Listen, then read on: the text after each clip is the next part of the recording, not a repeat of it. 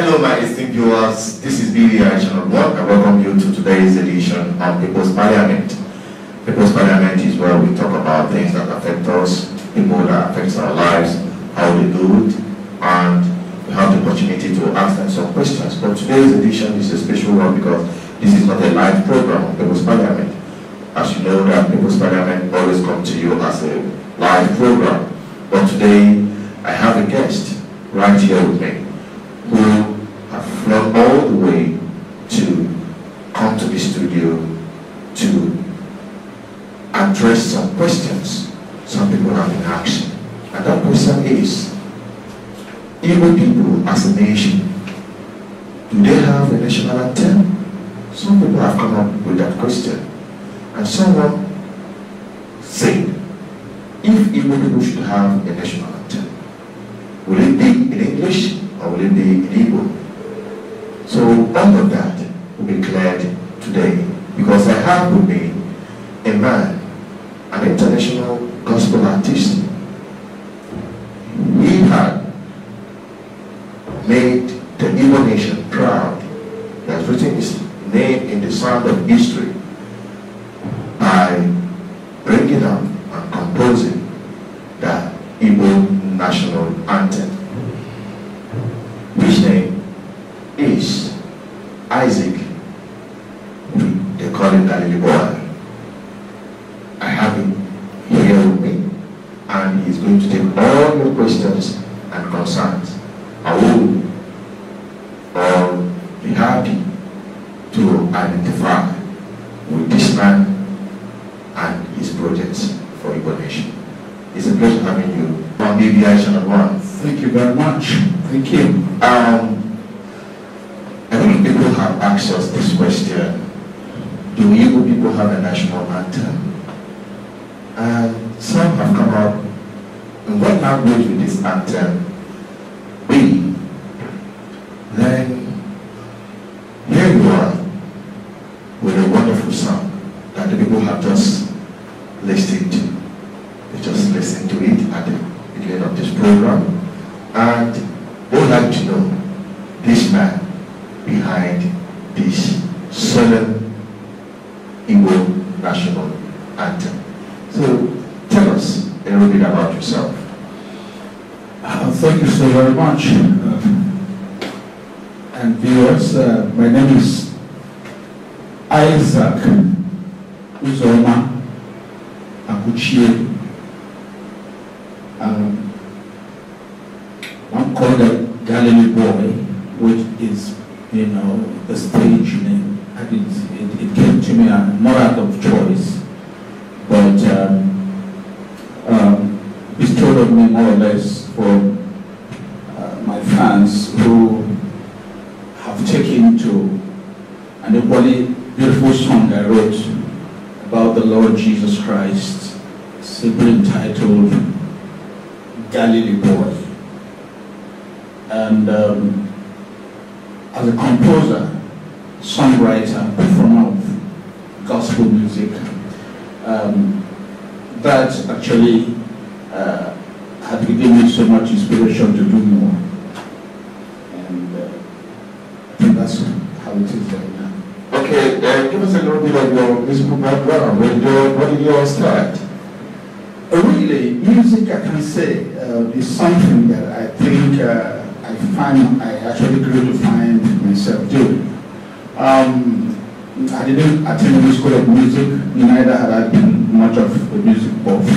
But I just grew up and discovered that, you know, hidden in me is something that the world, you know, has always been waiting to celebrate. And that's music. It flows right in my veins.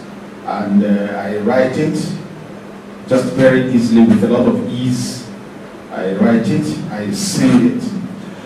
Not that I don't have other callings. I have, for instance, I retired from the Nigerian Air Force. Okay. And I just voluntarily retired so I can really concentrate on this thing, music, that has actually taken the better part of my life, particularly doing it for the Lord Jesus. And then I find myself, just doing a whole lot in that realm. Equally, I have a background as a journalist, trained broadcaster. Even as an Air Force officer in those days, I used to anchor programs called Forces Calling, Radio Nigerian, but I just discovered in all this that music stands top above any other thing. I think even those things I have learned, I just discovered music just flows naturally with me, particularly when it comes to writing and composing them. Okay, we have the song introduced. Of course. Galilee Boy is an album that was released. I think that's the first CD by any African artist. Because I know some big artists, at the time who were always calling in to tell me, how did you do this? If there was any reason why Galilee Boy was not, didn't make, so much noise in spite of his powerful, this effect on every ear, it was because then it was on CD and only few people could afford CDs. Yes, in the United States I brought them in. I recorded in the United States and brought it and ferried some into the United States. Okay. It's an album. Galilee Boys it's an album of about 8 to 10 songs. And it's already, So, okay, now you said that, now let's come to the main issue, that is the Igbo National Anthem. By the background, having spent so many years outside Nigeria, spent so many years in the United States, and for you to come up with Igbo National Anthem is an inspirational song. Many people who have heard it, even those who, I'm sure those who just listened to it before this program started, is drawn into the message. It carries a lot of weight. It carries a lot of inspiration. Something inspired you to write that song. Tell us a little bit about that. What motivated you into writing that Igbo National Anthem? The motivation for Bilienu,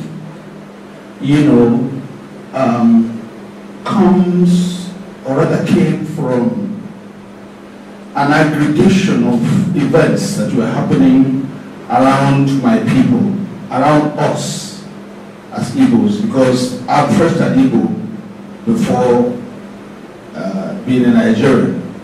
So some of these which have been training us, anyone in the armed forces, I know the experiences we had just for being Igbo. And this is one of the reasons why most of us who still feel you have better things to do with yourself, had to just, leave. And then you just begin to think, and we have a problem in our hands as a nation, as a race, as a people. And you begin to, seek deep into, how do these people handle this issue? The people have become more or less, what do you call it, the distressed people that, endangered people. So you now begin to say, how do they really come out of this? What is even the starting point? And I discovered in my quiet, time that the problem of the Igbo, in spite of the fact that they're so talented and so versatile, successful in their individual capacities anywhere in the world, but they have been lacking in the area of collective success. Everybody has just been busy doing his own thing, and that way it's very, very difficult for you to achieve, without this collectivism where everybody comes together and begin to collectively address your issues, your matter. Yeah. So I felt, okay, what am I supposed to do as a songwriter? I felt what the Igbo needed first and foremost was that rallying cry. The Igbo, in the villages where most of us emanated, discover that if there are serious issues, there's always the gong, so that to let you know that there is... Keep everyone alert when there is danger, all that, or there's even something in meeting or in a gathering, there's need, so that, late at night, information goes around. So we needed that kind of rallying cry. Why you call our people? Please just stand up, wake up. There are issues, there are things that we need to do, things that must be done. And so that song was what I felt the Igbos needed more than anything else. So that they can listen to themselves, address their issues, so that they can be able to carve a way forward for themselves. Yeah, there are things that you mentioned, especially some of the experiences you had as a former ex-Nigerian Air Force officer. Some of the experiences, because you are from Igbo, you had some of those experiences that made some of you to quit. Can you share some of those experiences? People need to know. They're not experiences you really want to talk about or to bring to the public domain, because they are the experiences, but both of us in the service. For instance, if you are in the Air Force, when the Air Force has what? How many in the armed forces there are departments that you call the teeth of that force. Yeah. In the army, for instance, you have the armored artillery. These are the fighters. These are the people that man the weaponry for warfare. So if you are a doctor or you are an engineer, even engineer probably is really close, or a civil engineer or something, Yeah. You are not, you are only executing your profession in the service. You are not in the core, in the Air Force. For you to say you are an Air Force officer and you are elite, you must be a pilot. Okay. You must be a pilot. Not only a pilot, not only we have cargo pilots. You must be a fighter pilot, and that's one of the things that qualifies you to become the chief of the air staff. Okay. You must be a jet pilot. You must be a fighter pilot. We have the mix. We have the very, very powerful military hardware So if you are a doctor in the Air Force, or you are just executing your profession in the service, and most of the times, if you watch, these are the peripheral areas you have members of the Air Force of Igbo extraction. They're not either. So at the end of the day, you probably will not even see an Igbo man in march as the chief of the Air Force. What could be the cause? Is it that the Igbos are not going in for such training? No, you're not allowed to go to fight. That is your attack. The eye is put on you. When they discover you're brilliant, and you're just, of course, the people go there, they excel. There are always people that excel anywhere there. But you're not allowed to come close. Yes, there will be some level of, there's a boundary set for you that you might not be able to cross. The other word for you at the point where you just stop, or something happens, you train, you come out tops, you beat everybody. We have had such situations. But the other people might even fail all these and say, make them parallel this. But the ego will stop along the side. Somewhere. Locked along the side. Okay. So those are some of the inhibitions. And there are many others really. There's much frustrations. But when they discover that there's something about you that they must keep bring at heart, they have to check you, So those are some of the things. There are a lot of limitations. How many people are pilots? You hear pilots have been trained all over the world. How many people are there? Check how many. Most of these things, you only be hearing other names. How many people do you hear? Okay. Now, this solemn call, Ndi Igbo Kunyenu, Ndi Igbo Tetano. Now, that sound, that very point there, Ndi Igbo Tetano, has the Igbo people been sleeping all these years? Yes, I assume they'll be sleeping. Everybody, like I said, everybody just about his own business, survival, excel on his own. Survival instinct. It's after the Civil War, They don't able to speak with one voice. Don't even listen to one another. They don't even get the sense that the other is speaking. They don't even have the patience to want to listen to you. Because everybody is struggling for survival. Everybody wants to excel on his own. And at the end of the day, they don't really go far at the end because something is said to change it. Yeah, you know. So you just discover that they have been sleeping. You know, you sleep when others are making progress, and you're just making, you know, other than making, making very well focused and balanced progress, but you're just making, you know, shallow individual progress. You can't go far. You run into a problem, you don't have anybody to fall back on. You still have to go back to the people who decide your fate, maybe to beg them.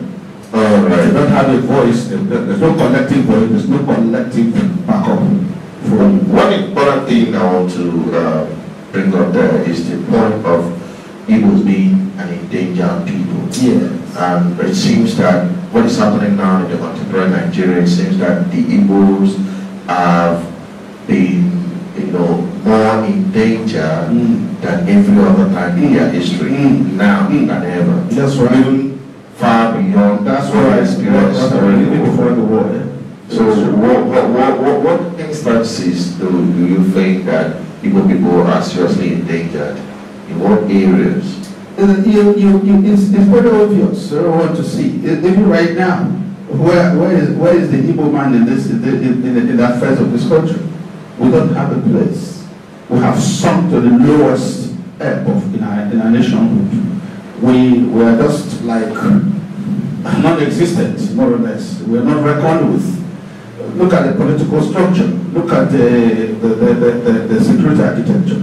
Look at just everywhere. You know, you don't have a people. Nobody records with you. Anything can happen to us. Anything can happen to you. So nobody. There's anything can just happen.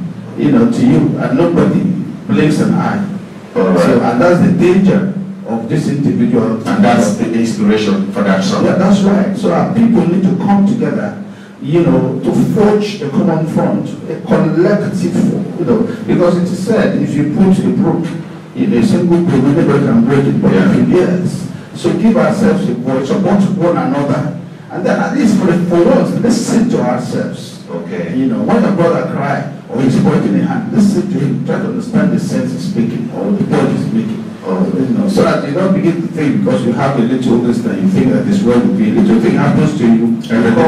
All right, now this Igbo National Anthem, how acceptable is it, and how many Igbo organizations have adopted it? Well, I used to have it. My dad used to say he used to be a politician of many years of the Zikist movement. What he says. He said the pilots go towards show the light and let people find a way. Yeah. I'm a composer and a writer of songs. And any song I put my hands, I put my pen on, comes out in it. Okay. And it makes a lot of sense because I'm a strategic songwriter. I'm not much of an entertainer really. I do strategic music. Okay. I know that what I put on paper, and when I went into the studio, what I came out with is something that anybody can stand up to anywhere in the world. That's how my music run, you know. So I have brought this up. It's left for the people to buy into it, you know, to buy into it. It's literally right now ATF, because again I've been very careful. When I wrote this song more than 6-7 years ago. Wow. Yes. But again, I've really been very, very careful. Who do I identify? Who do I want to, you know, push? What have I identified with? You're going to discover that all over the place we have all these people who are tagging around, even our enemies. So they are not. You don't want to go work with people who will even kill or destroy. So I know a few people have asked me, and they wanted to give me money. I'm just telling you, I don't want to talk. If somebody wanted to give me 5 million to take he belongs to one of these organizations. They need very, very rich. But when I looked at his credentials and I just felt that he isn't someone I need to rely on to make the best use of this in terms of having it and having reached out to all people to fulfill its objective. There's an objective. And not someone that will just take it one side and just wrap it. Maybe use it for his own business. That's not the intent. That's not the intent, you know. So when I saw the ADF, you know, for instance, when I encountered the president a couple of years back, you know, and he just grabbed it. This is what he agreed with me. This is what the Igbo Nation is right now. And so the ADF really pounced on it. I have other jobs, other things, much more. You know, I have much more even serious things that I think, because music is very, very powerful. Yeah. It's the most important instrument of any struggle. Yes. Anywhere in the world. Especially South Africa made a very good use of it. Even the Black American Liberation, it is music. It's music. You know, you can talk all your politics and make all your noise. What music can achieve, it travels faster than even the sound that makes it, and it enslaves, it draws attention, it arrests it. It's an emotional thing. So, and I'm so surprised that people are not even exploiting it. You know, because during the like you talk about apartheid days, because the politicians failed. By the time Mandela was thrown into prison, everybody scattered. It was only the artists, Nigerian Makeba. You know, a lot of them, they went to all over, they were mounting concerts all over the world, telling the story of what was happening in South Africa. That was what drew the world attention. Arrested the wars. You know, it became so much they started chasing her up and down because of the effect and the power that was big. She even had to come over here for asylum. And yes, from here she was reaching out all over the world. But music is powerful. Music is so powerful. That's why even the political parties, it's called that the only way they can draw people's attention is because of all hold the concert. There was something recently, you know, Russian State. The crowd that young man called the video, and you can't get it from you know. Yeah. At least when you gather people, they can now listen to you. Yeah. You know. So the Igbo people that can rally around the song to bring themselves together, and then support for much more work to be done. Projects. You have more projects. There are lots. I have a lot. Talking about having other projects that can emancipate the Igbo Nation. Even this Biafra of a thing and all that, people can use songs to convey their message. Yes. Can reach out to all presidents all over the world. Like international concerts internationally. Okay, now this project, the Igbo National Anthem, how can someone support the project? Not just the national anthem, but other liberation and inspirational wake-up music like this. You know, one thing is, I have a lot of artists. We have a lot of highly talented Igbo artists all over the place. It's easy to get all our people together, and we shake the whole world and tell our stories for people to know what we are going through. Yeah. But you see, our people don't support. I don't know how much support you're getting here. Anything media, anything that is outside their buying and selling. No, not only that. Particularly people think it's book. Yeah. But we know by ourselves that even they tell you that if you want to hide anything from a black man, put it in the book. How many people have time to read books? But you can send one music, one piece of musical work, and it will make the media now that this can travel all over the world, possibly. So what now we are looking at is sponsors for more projects like this. Of course. And I want to have people right there that are watching us right there all over the world to know that there is an imminent important project that they should invest in. To invest in music, not just entertainment music, an inspirational music that will dig the Igbo Nation out of where they are today, out of the pit hole where they are being strangulated in the contraption they call Nigeria. Now, we have a songwriter, we have a man that have done a very wonderful project. We have someone who have put in everything to make sure that our people get it right by bringing us together through music and conveying the message of the suffering and the situation and condition of our people through music to the entire world. And I think it is an opportunity for us to invest right on this project. Many of our people have invested in things that have not really mattered to the life of our people generally. I think it is a wake-up call for us to start looking into investing in projects like this. And this is a good start.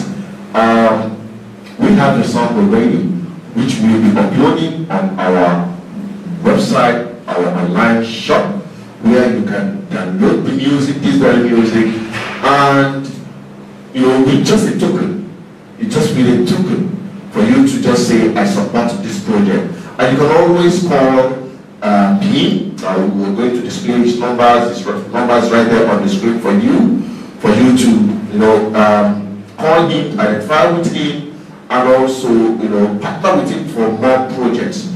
And if you go to our website, you see the song from the shop. You see the song, it is downloadable, and you pay just a token to support his projects. So that is a way for us to start promoting it and partnering with him. BVI will always be here to do our own bit to make sure that more of these songs, more of these projects get out there. Can you give our viewers one last message before we wrap it up on this program?